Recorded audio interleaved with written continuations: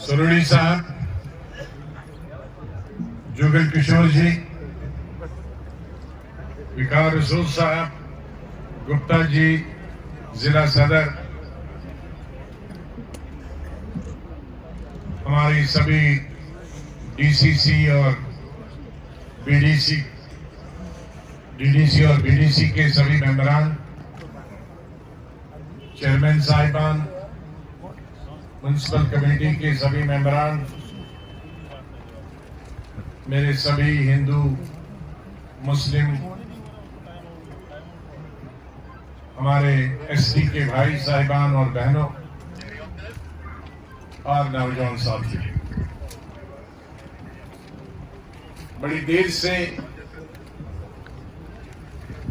आप यहां तकरीरें सुन रहे हैं। मुझे इस बात का एहसास खास तौर से जो इस ढलान में बैठे हैं बुजुर्ग और नौजवान, इन पर रहम भी आता है और उनकी हिम्मत की दाद भी देता हूं। और जब उठेंगे तो बड़े आहिस्ता से उठना, क्योंकि घुटने आपके जम गए होंगे। मैं मजाक नहीं कर रहा हूं, तो गिर भी सकते हो, इसलिए सहारा लेकर उठना। मैं देख रहा था जब यहां तालियां बज रही थी, वो तालियां इसलिए नहीं बज रहे थे क्योंकि हाथों से जमीन पकड़ के बैठे हुए, और ताली अगर बजाते तो नीचे पहुंच जाते।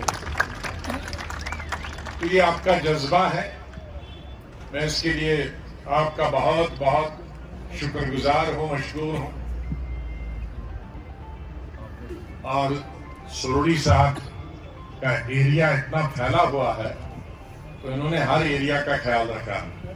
और कई लोगों को तो मैंने मना किया, वो सुरुड़ी साहब से नाराज नहीं हो जाए, मुझसे नाराज हो जाए। ये चाहते थे अभी 10-15 तकरीरें और हो जाएं लीडरों की, तो मैंने कहा भाई हमारे वक्त में तो फिर कोई होगा नहीं, तो इसलिए कहा अभी बांटना है, दूसरी जगह भी घूमना है, वहां मीटिंगें कर। मैं सबसे ज्यादा मुबारक आज देता हूं दो हमारी बच्चियों को, और वो भी ट्राइब की बच्चियां। मैं बहुत अरसे फातिमा और अमीना, इस तरह की बच्चियां हमारे एससी और एसटी में और आम पहाड़ी और देहाती इलाकों में पैदा हो जाएं, तो मैं समझता हूं कि आने वाला जो वक्त है वो हमारा बहुत अच्छा हो। हमारे मुल्क की 50% आबादी औरतों पर मुश्तमिल, लेकिन हम जब देखते हैं सरकार में उनकी नुमाइंदगी कम, दूसरी जगह उनकी नुमाइंदगी का कम। जब राजीव गांधी ने ये कानून लाया था 33%, बाद में हम लोगों ने इसको यूपीए सरकार में 50% किया। उन दिनों में मैं महाराष्ट्र से एमपी होता था, और मैं अपनी कॉन्स्टिट्यूंसी में, उन दिनों तो सभी कांग्रेसी होते थे वहां, बीडीसी और डीडीसी, वहां बीडीसी और डीडीसी पता नहीं उन्होंने यहां क्यों रखा, पूरे हिंदुस्तान को में इसका नाम है जिला परिषद और ब्लॉक समिति। तो तकरीबन 99% सब कांग्रेसी होते थे। लेकिन जब इलेक्शन हुए तो जब हम मीटिंग बुलाते थे, उन 33% जिला परिषद और ब्लॉक समिति के लोगों की, उसमें 33% मर्द भी साथ होते। तो हमने कहा ये क्या है, तो मालूम ये हुआ कि हर आदमी ने अपनी पत्नी को टिकट दिया, तो फिर उसका नाम रखा पति प्रधान। वो तो प्रधान हुआ और उसका पति प्रधान। ऑफिशियल नेम नहीं था, लेकिन मिनिस्टर से लेकर कलेक्टर से लेकर हर आदमी उसका कहता था पति प्रधान। तो मैं भी यहां देख रहा था कुछ सालों से पति प्रधान थे, लेकिन अब रियल प्रधान आ गई है, कि जो पति प्रधान नहीं है और बोल सकते हैं और तमाम लीडरों को मात कर सकते हैं, बेहतरीन स्पीचेस है। और मैं चाहूँगा कि आने वाले वक्त में इस तरह की और हमें बच्चियाँ मिले जो मुल्क की तामीर में हिस्सा ले सके। यहाँ बहुत सारी बातें की गई, मैं दोहराना नहीं चाहता। मुझे वापस कल भी जब मैं बानहाल से आया तो रास्ते में 3-4 जगह मीटिंगें करनी थी, लेकिन बानहाल से ही हम इतनी देर से निकले कि हम डोडा तकरीबन जहाँ 5 बजे पहुंचना था 8:45, 9:15, 9:30 बजे पहुंचे और रास्ते की तमाम मीटिंगें कैंसिल हो गई। अब आज हमने उनको बताया था हम फैक्ट्री से 2 बजे निकले और सब करें, लेकिन अंदाजा जिस तरह से अगर खाना भी खिलाएंगे तो फिर थोड़ा फैक्ट्री में रुकेंगे और रास्ते की वो मीटिंगें फिर कैंसिल हो जाएंगी। इसलिए मैं नहीं चाहता जैसे आप दूर दूर से आए हैं वो भी असर बगर वगैरह जो रास्ते में है बहुत दूर दूर से आते हैं, चनैनी दूर दूर से आते हैं, कि उन्हें वापस आज भी निराश होकर जाना पड़े। मैं 2.5 साल के बाद आया। लोकसभा के 2019 में जो इलेक्शन हुए थे उसमें मैं तमाम चुनाव वैली में घूमा था, पूरी रियासत में भी घूमा था। लेकिन उसके चंद महीनों बाद ही, ये मेरे ख्याल में अप्रैल और मई का महीना था, उसके 2-3 महीने बाद ही 5 अगस्त 2019 को दफा 370 तोड़ के और स्टेट को भी तोड़ के इसके 2 हिस्से किए और हिंदुस्तान की सबसे बड़ी रियासत, सबसे पुरानी रियासत जो 1840 में वजूद में आई, जिस वक्त हिंदुस्तान को आजादी मिली उस वक्त हमारी रियासत की उम्र 101 साल और उस वक्त हमारे मुल्क में जिस वक्त मुल्क आजाद हुआ 563 स्टेटें, 563 रियासतें छोटी छोटी। तो सबसे बड़ी कौन रियासत थी? जम्मू कश्मीर। यही वजह है कि उन 563 रियासतों को जोड़कर सिर्फ 12 रियासतें बनाई गई। मतलब 40-40, 50-50 सूबों को, रियासतों को जोड़कर एक सूबा बना। इतनी छोटी छोटी रियासत। बाद में उन 12 में आहिस्ता आहिस्ता तोड़ के फिर अब 28-29 हो गए।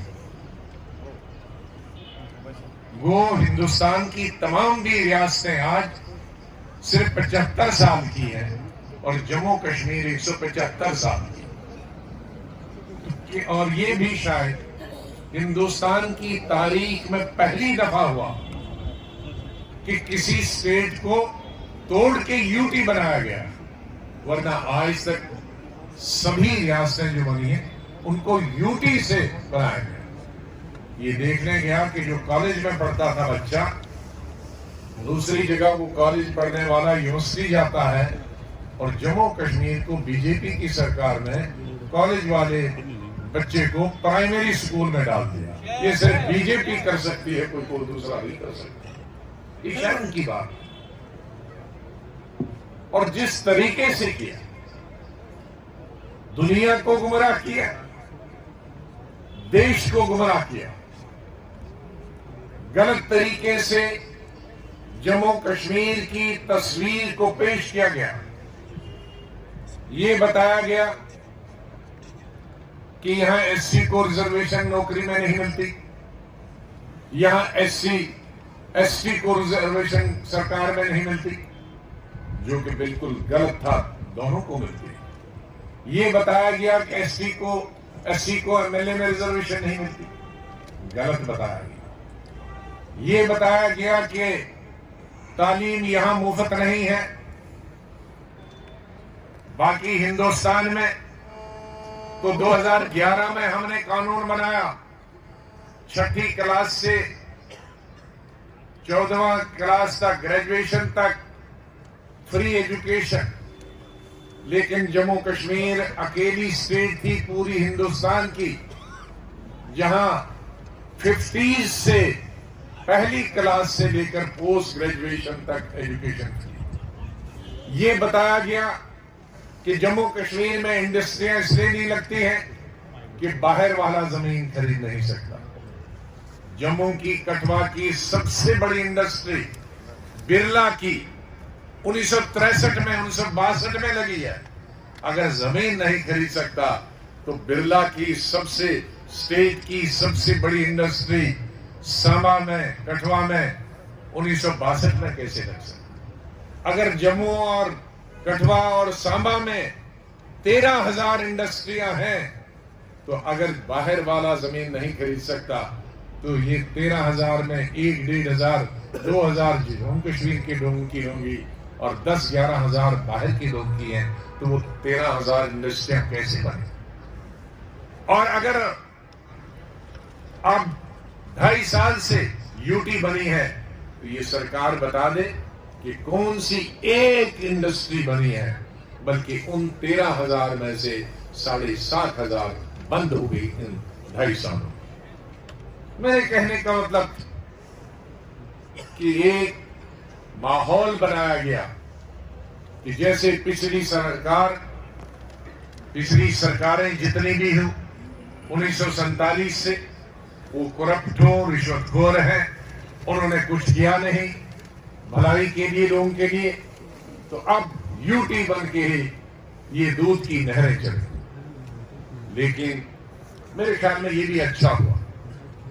बहुत सारे सियासी पार्टियों को मौका मिला था यहां सरकार चलाने का। कांग्रेस को मिला था, नेशनल कॉन्फ्रेंस को मिला था, पीडीपी को मिला था, फिर मिलजुल के सरकारें चलाने का भी मिला था।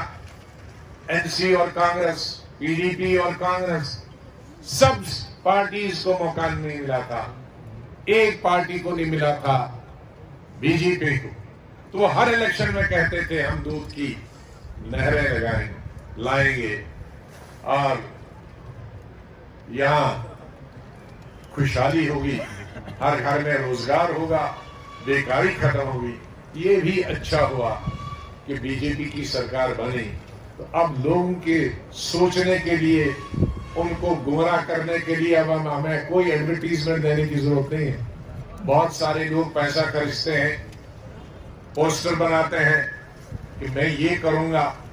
अब मेरे ख्याल में इन 70 सालों में सब लोगों को मालूम है कि कौन सच बोलता है, कौन झूठ बोलता है, कौन फरेबी है, कौन धोखे देने वाला है और कौन ईमानदार है, और किसके घर वही है बाप दादा के और किसके पैलेस बन गए, किसके रहने के लिए भी गाड़ी। मैंने आज तक कभी गाड़ी नहीं खरीदी, आपको बताना चाहता हूं। शायद पहले 80 में एमपी खरीदी थी, उसका लोन उतारने में 15 साल लगे थे, उसके बाद आज तक नहीं खरीदी। लेकिन मैं देखता हूं जो आज सरकार में आए हैं, पैलेस भी बने हैं, घर भी बने हैं। हम लोगों के अभी तक घर भी नहीं बने हैं, रिटायरमेंट के बाद अब घर ढूंढ रहे हैं। तो ये भी सब लोगों को मालूम हुआ कि हम जहां थे 40 साल, 30 साल, 50 साल, वहीं आज, और जो अभी थे वो अभी कभी कहां पहुंच गए।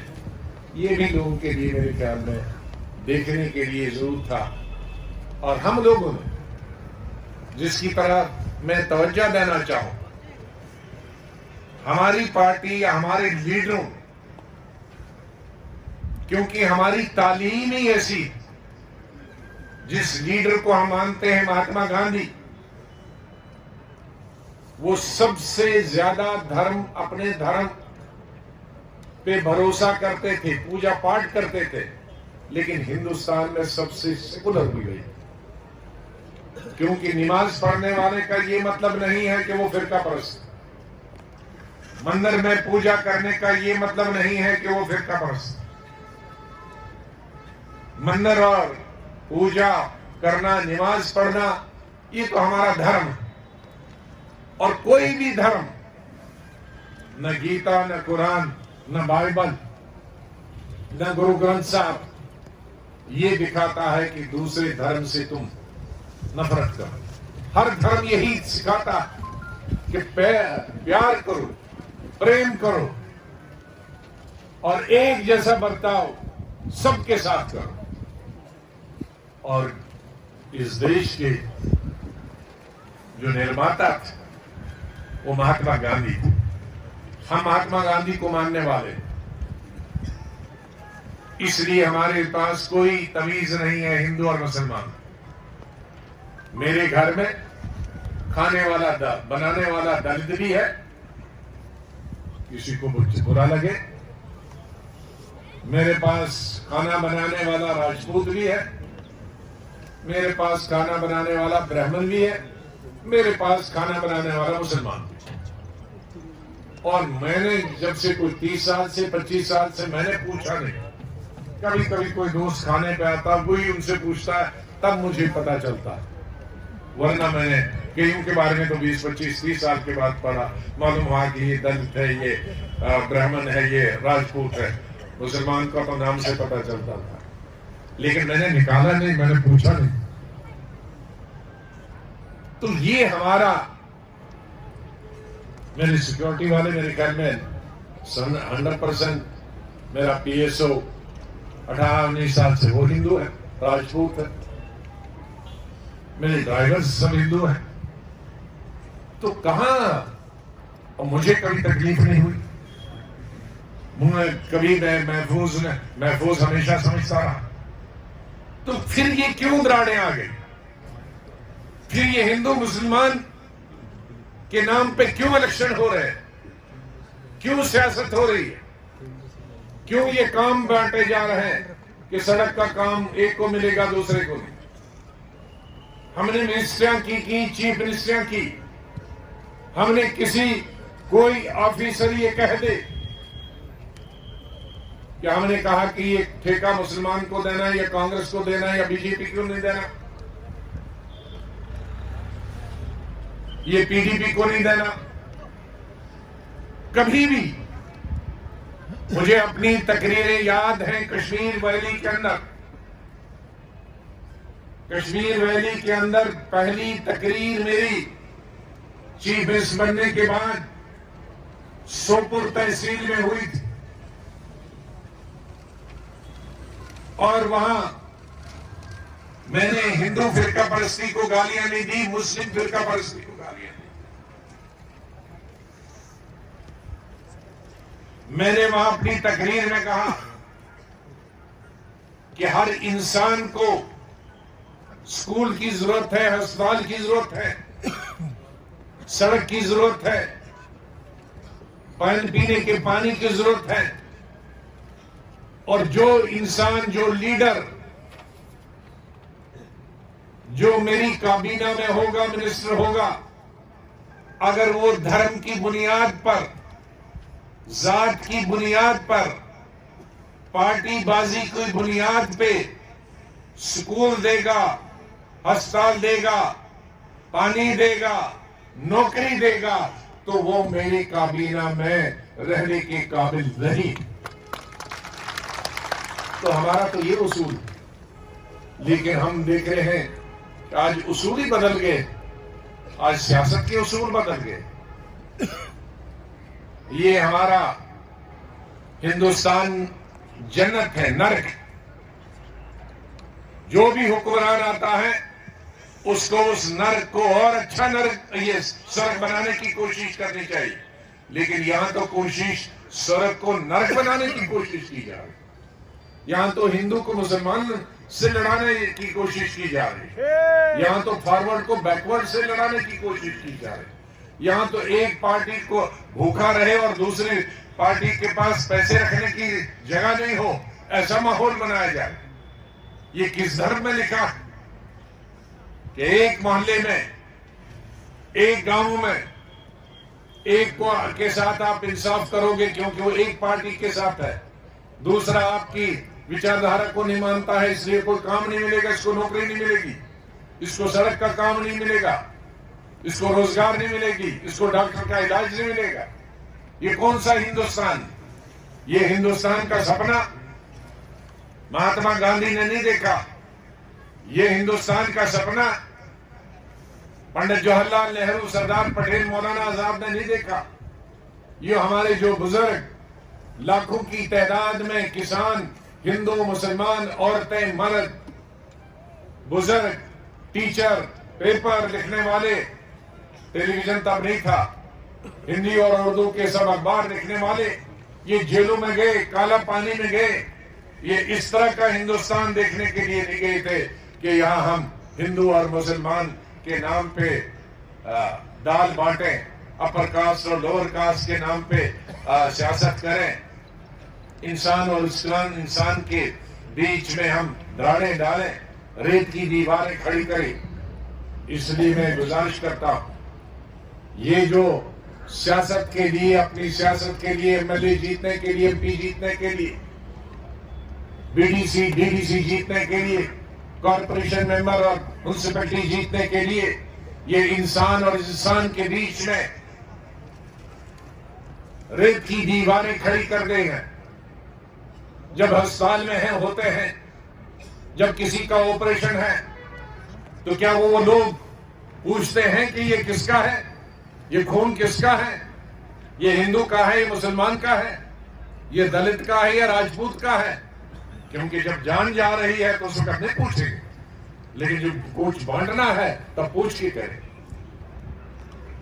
लिहाजा हम सब, मैं आप सबसे यही गुजारिश करूं, यहां सब धर्म के, सब जातियों के लोग, सब ट्राइब के लोग हैं। मुझे फख्र है कि इस डिस्ट्रिक्ट डोडा में हम हमेशा मिलजुल के रहे हैं, लेकिन इसको भी बांटा जा रहा है। कॉन्स्टिट्यूंसी ये इधर वाला, कॉन्स्टिट्यूंसी उधर रखो, इधर वाला। अरे आज तक तो हम सब मिलके जो एक दूसरे को वोट देते, हमने तो कभी यहाँ धर्म के नाम पर, जब मैं एमएलए उठा तब से भी ज्यादा वोट यही मिले, लेकिन वो मुसलमानों ने थोड़ी दी।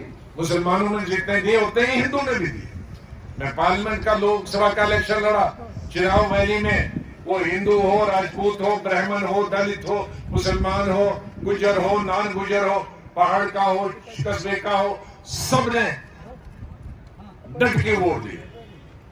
तो मैं चाहता हूं ऐसा ही पूरा हिंदुस्तान बने, जैसा ये हमारा डिस्ट्रिक्ट डोडा है, जहां हम दुनिया, और हमें डिस्ट्रिक्ट डोडा के, चिनाव वैली के, हम उसके 3 हिस्से, मुझे अच्छा तो नहीं लगता था चिनाव वैली को बांटने में, लेकिन लोगों को बड़ी तकलीफ होती थी, दूर दूर, और तरक्की भी नहीं होती थी। उससे ये फायदा हुआ कि बहुत सारी डिस्ट्रिक्ट बने, हर डिस्ट्रिक्ट पे, हर जिले एसपी ऑफिस बने, तहसील एजुकेशन ऑफिसर बने, पीडब्ल्यूडी के ऑफिस बने, इरिगेशन के ऑफिस बने, और सोशल वेलफेयर के ऑफिस बने।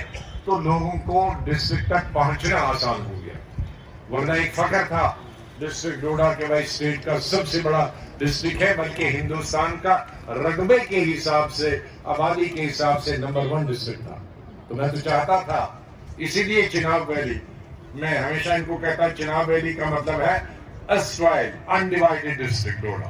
तो एक अनडिवाइडेड जो हमारी तहजीब है, जो कल्चर है, हिंदू मुस्लिम भाईचारा है, वो इस चिनाव वैली में बिल्कुल बराबर रहना चाहिए। जब भी मैं देखूंगा कि इस चिनाव वैली में ये भी बट रहा है, तो शायद मेरा वो आखिरी दौरा होगा चिनाव वैली का। मैं नहीं चाहता हूं कि यहाँ हमारे भाई बहने, जिनको हमें मालूम भी नहीं आज हम कितनी हमारे हिंदू माएँ हैं, हमारे दोस्तों की, जिनको हम माँ कहते हैं, बहन कहते हैं, दीदी बोलते हैं, बच्ची बोलते हैं, बेटा बोलते हैं। तो ये ऐसा जन्नत जो ऊपर वाले ने दिया है, उसको हम जानबूझ के नरक क्यों बना रहे हैं? भगवान अल्लाह ये तो इतना बड़ा है, जिसने चांद तारे बनाए, जमीन आसमान बनाए, वो तो अगर चाहता तो फिर हिंदू के लिए अलग मुल्क बनाना चाहिए था, मुसलमानों के लिए अलग बनाना चाहिए था, दलित के लिए अलग बनाना चाहिए था, कश्मीरी बोलने वाले गुजर के लिए अलग बनाना चाहिए था। जब इतने खुदा बड़े ने, जिसने पूरी कायनात को पैदा किया है, उसने ये फैसला किया हमने इकट्ठे बैठना है, एक ही दरिया का पानी पीना है, एक ही बावली का पानी पीना है, एक ही चश्मे का पानी पीना है, एक ही खेत का ये बना हुआ अनाज पैदा करना है, एक ही घाट से क्या है, तो हम कौन होते हैं कि जो अल्लाह के, भगवान के, जिसकी हम चाहे पूजा करें मंदिर में, मस्जिद में, गुरुद्वारे में, हम कौन होते हैं बांटने वाले? जब बनाने वाले ने हमको नहीं बांटा तो जो बने हैं उनको कोई हक नहीं है। वो मेरे ख्याल में उस भगवान की और अल्लाह के खिलाफ जा रहे हैं जो इस तरह की हरकतें करते हैं। मेरे पास शिकायतें बहुत, जमीन की शिकायतें, खालसा जमीन भी दी, हालांकि कानून बना है पार्लियामेंट के अंदर। जब वो कानून यहां लागू नहीं हुआ तो आज की सरकार कहती थी इसको लागू करो। अब जब ऑटोमेटिकली लागू हुआ तो उनसे छीन रहे। पार्लियामेंट में कानून बना है 2006 में, जब यूपीए की सरकार थी, कि जितने भी पहाड़ में, जंगल में और सरकारी जमीन पे लोग हैं, शेड्यूल्ड ट्राइब, वो हिंदू हैं या मुसलमान, गुजर बकरवाल हैं या हमारे हिंदू भाई, गद्दी भाई, उनको वहां घर बनाने का, उनको खेती करने का पूरा हक है। ये कानून बना और जिस वक्त यहां यूटी बनी तो वो कानून ऑटोमेटिकली यहां लागू हो गया। चाहे हमने अलग से बनाया, लेकिन यूटी बनने के बाद वो खुद ब खुद यहां लागू हो गया। अब पूरे हिंदुस्तान में है, बीजेपी की सरकारों में है, गुजरात में है, मध्य प्रदेश में है, बिहार में है, जहां, लेकिन जम्मू कश्मीर में होने नहीं देंगे। ये दो कानून कैसे हिंदुस्तान? मोदी साहब तो बातें हैं, बोलते हैं एक कानून, लेकिन जम्मू कश्मीर के लिए वो क्यों कानून में हिंदुस्तान का लागू होता है? ये बहुत अफसोस की बात है। इसके लिए हमारी जद्दोजहद जारी रहेगी। ये इंसाफ की बात, जैसे सरूरी साहब कहते थे, ये खाली मुस्लिम का भी बात नहीं है। जहां जिसकी आबादी है, जहां हिंदू है वहां उसको ये जमीन मिली है, जहां मुसलमान है वह मुसलमान है, जहां कश्मीरी है, जो गुजर है, सबको मिली। ये जमीन सबसे ज्यादा हिंदुस्तान में कम अगर है तो जम्मू कश्मीर। रकबा बहुत है, लेकिन हमारी 70-80% पहाड़ है। 80% तो हमारे पहाड़, बाकी जो 20% है उसमें हमारे मकानात हैं, उसमें कस्बे हैं, शहर हैं, गांव हैं, उसमें स्कूल हैं, डिस्पेंसरियां, उसमें रेलवे, उसमें सड़कें। कुल हम 5-6% हमारे पास फीसदी जमीन है, और वो भी जैसे बाकी हिंदुस्तान के लोगों में आंगन होता है उतनी तो हमारे खेत, उस खेत पे कैसे जिंदा रहे? और 80% हमारी जमीन पहाड़ और सरकारी जमीन है, जंगलात है, उसी से तो लेना है। आदमी के लिए जंगलात है, जंगलात के लिए आदमी नहीं है। आदमी को जिंदा रखें उसके लिए जंगलात, लेकिन यहां अजीब बात हो रही है, जंगल के लिए आदमी मर जाए लेकिन जंगल रहना चाहिए। जैसे बार बार मैं पार्लियामेंट में कहता था बीजेपी को हर बार कि तुम्हें जम्मू कश्मीर के पहाड़ चाहिए, लोग नहीं चाहिए, लेकिन हमें लोग भी चाहिए और पहाड़ भी चाहिए। तो ये दोनों नहीं हो सकते। तो ये तमाम चीजें हम लोगों ने मिलके इकट्ठे होकर, ये किसी तबके की लड़ाई नहीं है, ये किसी धर्म की लड़ाई नहीं है, ये किसी फिरके की लड़ाई नहीं है, ये अपने हक की लड़ाई है। जम्मू कश्मीर के लोगों के, उनकी जिंदगी के लिए लड़ाई। यहाँ पानी नहीं है, शर्म की बात है कि पूरा जम्मू कश्मीर पानी ही पानी है, लेकिन पीने के लिए पानी नहीं है। यहाँ नौकरियां तो सवाल ही नहीं है, रोजगार के कोई जरिए नहीं है, पानी है, हाथ उठाओ कि ना नहीं है, कब उठाओ? अरे कितने उठाओगे बेचारों को? अब हाथ भूल गए उठाने की आज गोड़ों पे पानी जा रहा है। यहाँ देखो आंगनवाड़ी लड़कियां रो रही है। यहाँ दिखाइए, वो आंगनवाड़ी की स्कीम हमारी थी आज से 30-35 साल पहले की, हमने ये दूसरी यूपीए में हमने बनाई है दूसरी स्कीम सेहत की, इसकी आशा वर्कर्स की, वो भी सड़कों पे है। डॉक्टर सड़कों पे हैं, मेडिकल ट्रेनिंग जिन्होंने की है कंपाउंडर की, वो सड़कों पे हैं। रहबरे खेल वाले वो सड़कों पे हैं। तो एक तो कोई तबका हो नौजवानों का कि जिसको रोजगार मिला, किसी को रोजगार नहीं मिला। बेकारी और बेरोजगारी इतनी बढ़ गई है और महंगाई आसमान को छू रही है। चूल्हे का गैस देखिए, पेट्रोल देखिए, डीजल देखिए, केरोसिन ऑयल देखिए, दालें देखिए, टमाटर देखिए, सब्जियां देखिए, गोश्त देखिए, वो 400 500 तक हो गया, 600 तक हो गया, 300 रुपए से कोई चीज नहीं। मैं सोचता हूं कि जम्मू कश्मीर वाले लोग आज से 4-5 साल पहले तक जैसे थे उससे 30 साल पहले पीछे चले गए। और खास तौर से जो पहाड़ी इलाके हैं जहां उनको जमीन नहीं है बल्कि नौकरी पर पेशा है या सड़क पे काम करते हैं, ये तमाम चीजें न होने की वजह से बेकारी बहुत बढ़ गई है। हम अपनी ये जद्दोजहद जारी रखेंगे जब तक स्टेट नहीं बनेगी और जब तक इलेक्शन नहीं होंगे। जब तक इलेक्शन के बाद ये स्टेटहुड हमको पूरी नहीं मिलेगी, तब तक हम अपना हक मांगने के लिए अपनी जद्दोजहद सब हिंदू, मुस्लिम, सिख, ईसाई अपनी जद्दोजहद कायम रखेंगे। इन अल्फाज के साथ मैं आप सबको और खास तौर से सुरुड़ी साहब को और इनके सभी साथियों को जिन्होंने बहुत ही लगन से, मेहनत से ये आज की मीटिंग मुंतकिल की है, उनको बहुत बहुत मुबारक देता हूँ। शुक्रिया। अस्सलाम वालेकुम। जय